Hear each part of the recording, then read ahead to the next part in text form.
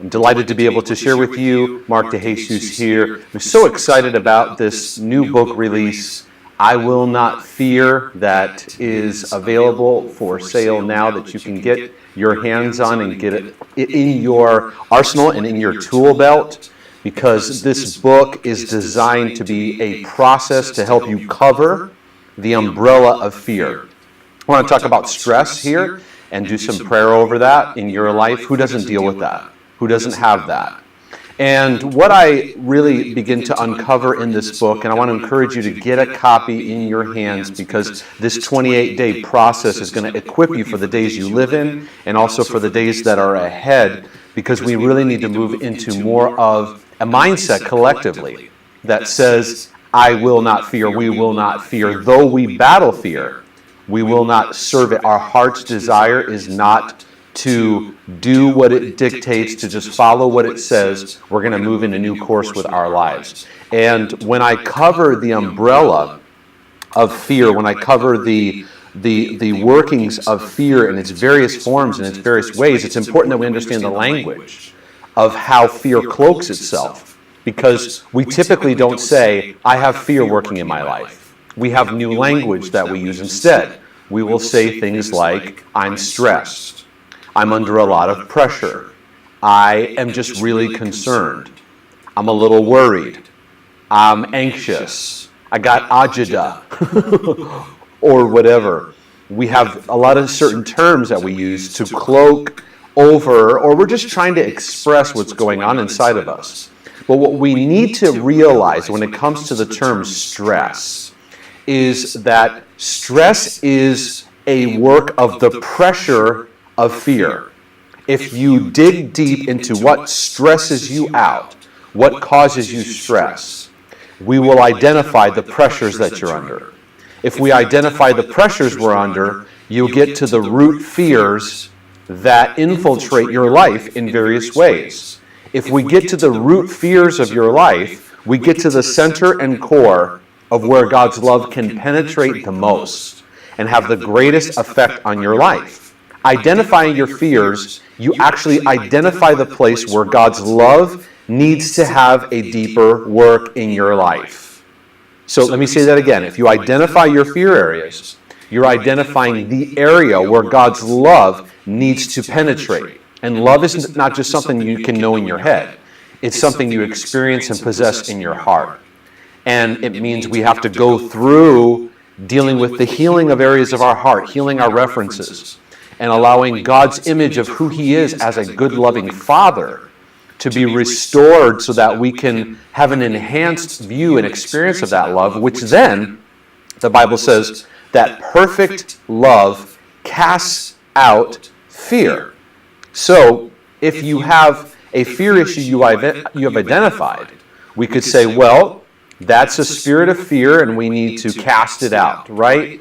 And there's certainly precedents for taking authority over the devices of the enemy, breaking our agreements. I talk about that in the book.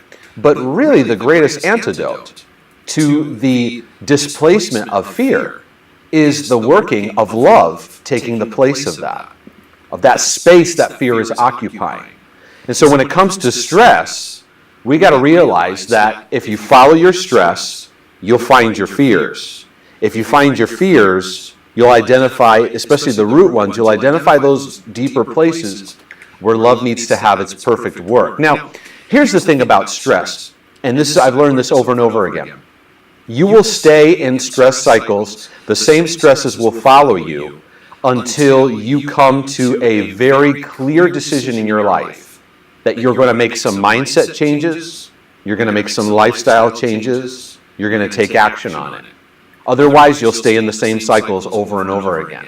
And I found that many people that are under stress, we're under the fear factor, but we don't necessarily want to change patterns. And we don't necessarily want to live healthier until we sometimes hit a rock bottom, until disease manifests, until mental health issues manifest, burnout manifests. Then we're like panicking, I need to do something. We go call a coach, therapist, counselor, pastor, whatever, and now we're looking for it. And really what we've done is we've accumulated stress over a long period of time.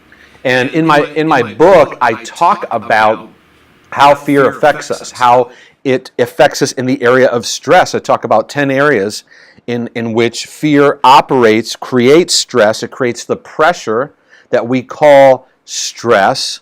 And those things are available in my book, in my online course. You can go to markdejesus.com. You can get a hold of those. And I talk about how it keeps you from being able to hear God's voice because you're in a buzz constantly. It creates irritability.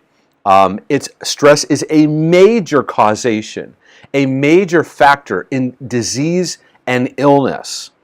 In fact, many issues, from autoimmune issues to compromised immune system issues, which our immune system's involved in the majority of diseases that people battle, right? And stress that comes against us hinders the body from living in the health that it was meant to live.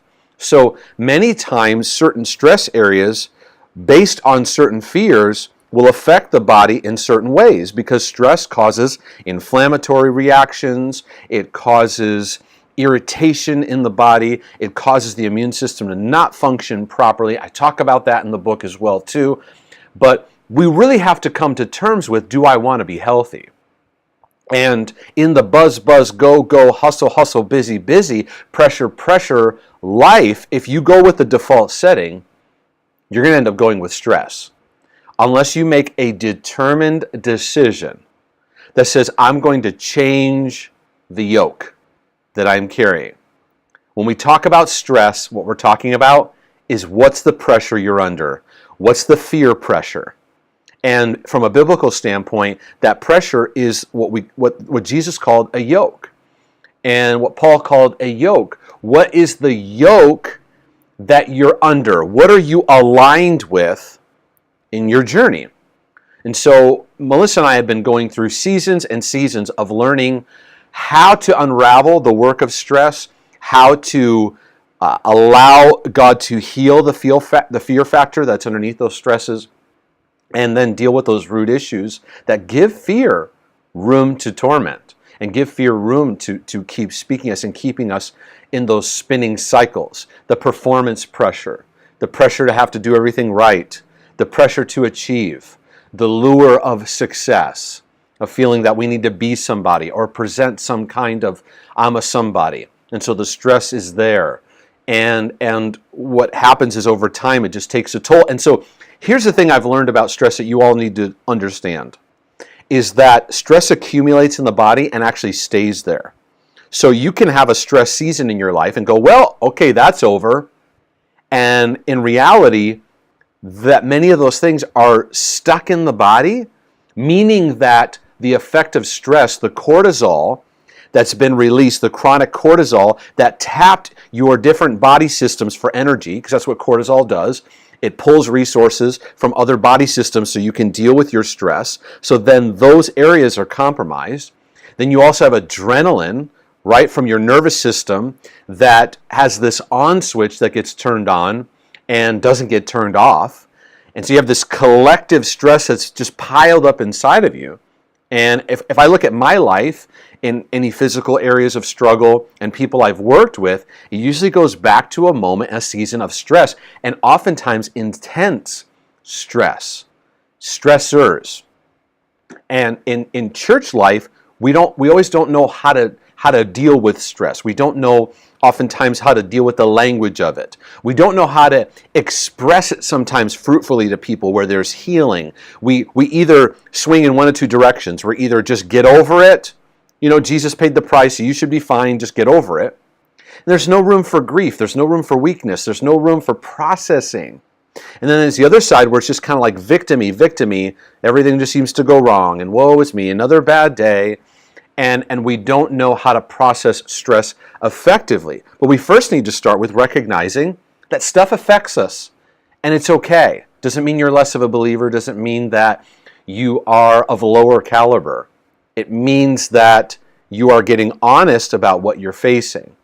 And then discovering what is this area of stress saying about the fear factor in my life. And see, this takes pausing, reflecting, And then as you start to identify these fears, you're going, what's driving this?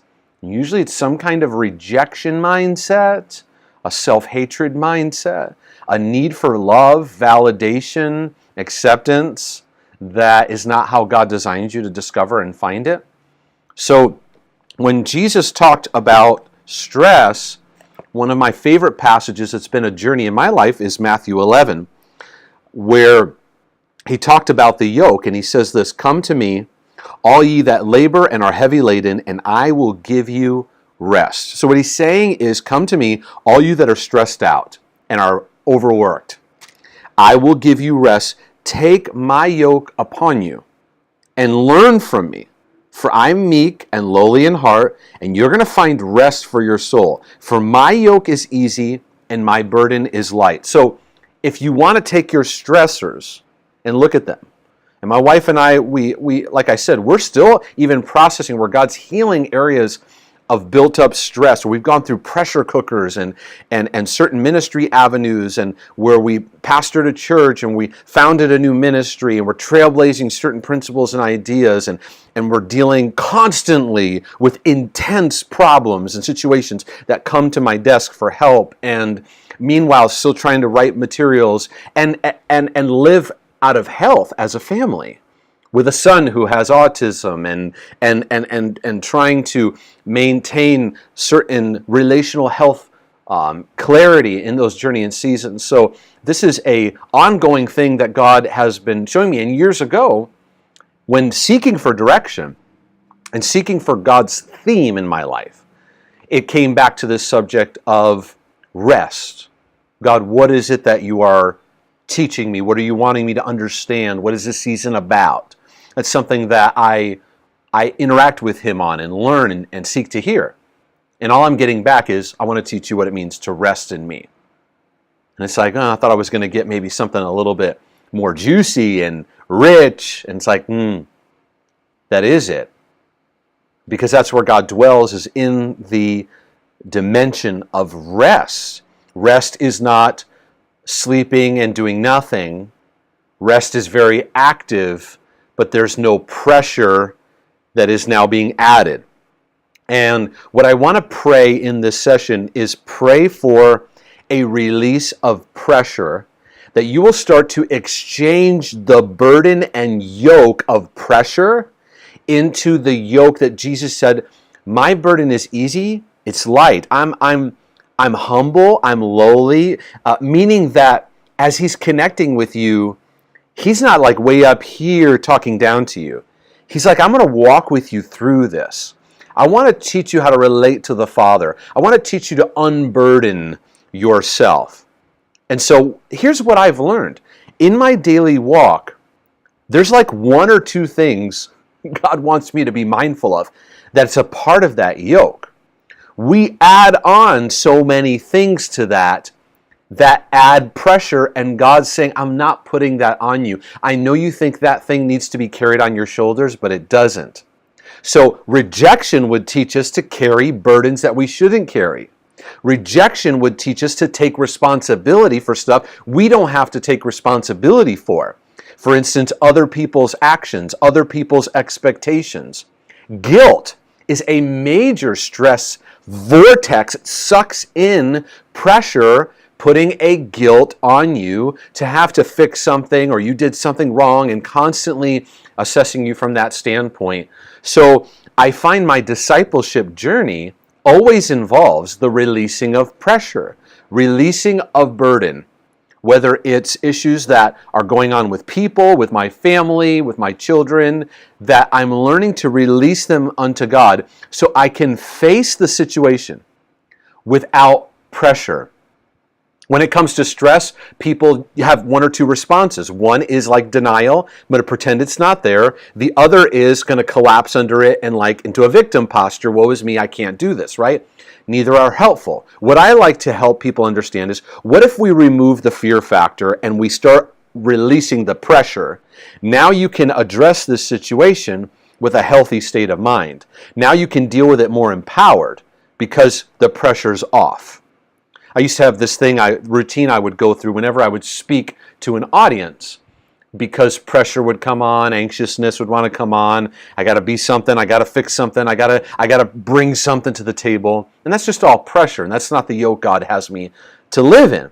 And I would make this statement of, Father, you love these people more than I could ever love them, and I love them a lot.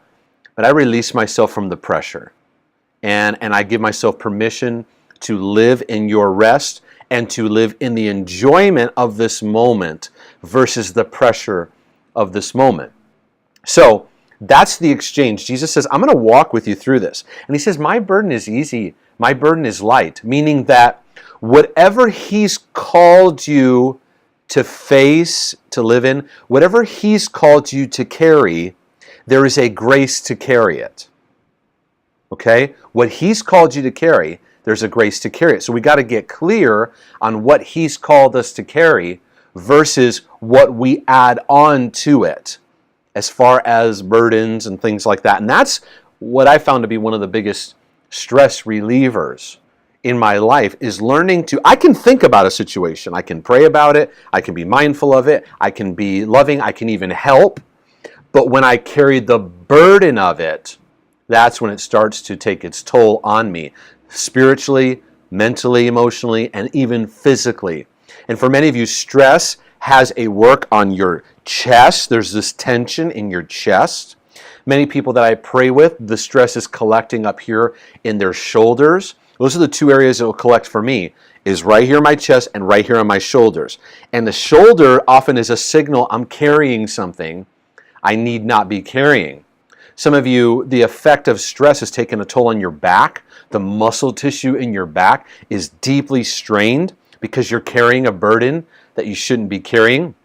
There is a stress that affects us in our gastrointestinal. I prayed about this previously, where somewhere between the esophagus, stomach, intestine, and sphincters and all the way out into wasteland, there is tension, there's stress, and it's affecting that area. Some of you are getting GI issues, you're getting acid reflux issues, hiatal hernia issues. There's a stress tension, there's a fear factor creating a pressure that manifests in that area. Some of you in your generations, there's cultures of stress that affect the stomach. You pent it up. Many of you don't have healthy stress release, so what you go through, you don't process out, so that just collects in your system. And then later you have outbursts, you're cussing somebody out, you're giving the finger to somebody in traffic, or you're saying things and you're like, why am I saying this? Because there's those areas that have just collected and bound up. So I want to pray a release of that right now in the name of Jesus. I want to pray a release of tension and pressure. I want to speak to muscle tissue, that your muscle tissue would begin to feel a relaxation as we tell that fear to leave. We tell that pressure to leave. I stand against the yoke of pressure in your life, whether it's your finances, your marriage, your children, your church, your job. God sees it, but we want to release you of the pressure, so then you can align your heart with His and think on what He's thinking about for you. So I just thank you for that, God. I pray for a release of the work of stress and pressure on the immune system, whether it's causing the immune system to be compromised or whether it's causing the immune system to be overactive or underactive, where you'll be able to settle into a greater peace or a greater place of arriving in that peace, because the immune system is starting now to come to a greater place where the stress is now being released from you, from your life. So I'm really speaking to where you need to unload these cares. You know, the Bible talks about casting your cares upon Him, where the cares, the burdens, the things in your life on a daily basis, we're casting those things. We're taking them and releasing them. You can think about those issues, but not from a weight of pressure. So I want to just pray that you'd begin, even as I'm talking, make the exchange where you are getting moments of stillness, quiet your heart, to release that pressure, to release that burden. It says, cast your cares upon Him. Why? Because He cares for you. And so this whole thing has been a talk, but really it's been a talk in the mode of prayer, that these words would nourish you, that you would feel them, you would let them wash over you, so you can feel God's heart to connect to you, being able to release yourself from the yoke of pressure into the yoke of feeling safe. So I pray this has been a help to your life. Get a copy of I Will Not Fear. Jump into reading it. Get the audiobook and consider the course as well, because this will help you to begin a journey. And if you're looking for extra help, I do offer coaching sessions that you can sign up for and can walk alongside of you in that journey and in that process. So God bless you. Let this just be an encouragement to your day and to your